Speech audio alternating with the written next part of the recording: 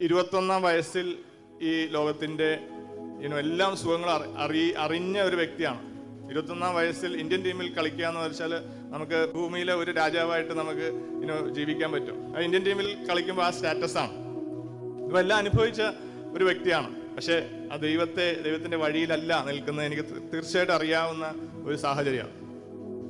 അപ്പോഴാണ് ഞാൻ ദൈവത്തിലേക്കൊന്ന് തിരിഞ്ഞു നോക്കുന്നത്. ഒരു വർഷം സമയം കൊണ്ട് ദൈവം യേശു ആരാന്ന് എനിക്ക് യഥാർത്ഥമായി വെളിപ്പെടുത്തുന്നു. യേശു രാജാവാണെന്നും ഈ ഭൂമിയെയും ആകാശത്തെയും ഭൂമിയെയും ഉണ്ടാക്കിയ ദൈവമാണെന്നുള്ള വെളിപ്പാട് എൻ്റെ ഉള്ളിൽ വന്നു. ആ സത്യം ഒരു മതപരമായ വിശ്വാസത്തിൽ നിന്ന് മാറി ഈ ദൈവത്തെ ഞാൻ കണ്ടു തുടങ്ങി. യഥാർത്ഥത്തിൽ ദൈവത്തെ കണ്ടു തുടങ്ങി, യേശുവിനെ കണ്ടു തുടങ്ങി. അതെങ്ങനെ കണ്ടു തുടങ്ങി? വചനത്താൽ കണ്ടു തുടങ്ങി, അല്പമായി കണ്ടു തുടങ്ങി. ദൈവദാസന്മാർ എന്നോട് സംസാരിക്കുന്നതിൽ നിന്ന് ദൈവത്തിന്റെ സ്നേഹം ഞാൻ അനുഭവിച്ചു തുടങ്ങി. അങ്ങനെ ഇരിക്കുമ്പോൾ ഒരു ചർച്ച് മീറ്റിങ്ങിൽ പോയി.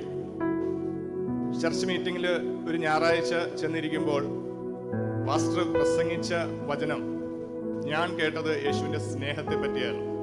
യേശുവിന്റെ സ്നേഹം മാത്രമായിരുന്നു ഞാൻ കേട്ടത്. അന്ന് ഞാൻ ക്രൂശിക്കപ്പെട്ട യേശുവിനെ കണ്ടു.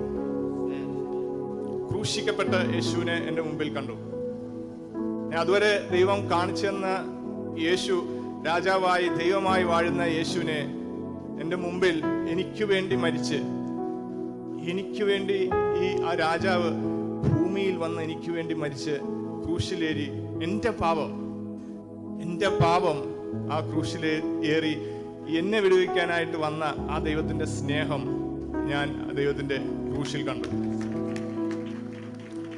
ആ ദിവസം എൻ്റെ ജീവിതം മാറിയതാ. അന്ന് മാറിയ ജീവിതമാണ് എൻ്റെ. ആ സ്നേഹം കണ്ടപ്പോൾ മാറിയ ജീവിതം. ഇന്നും ഞാൻ ആ സ്നേഹത്തിൽ നിൽക്കുന്നു. ആ സ്നേഹത്തിന് മുമ്പിൽ നിൽക്കാവുന്ന ഒരു ശക്തിയില്ല എന്നാണല്ലോ വചനത്തിൽ എഴുതിയിരിക്കുന്നത്, അല്ലേ?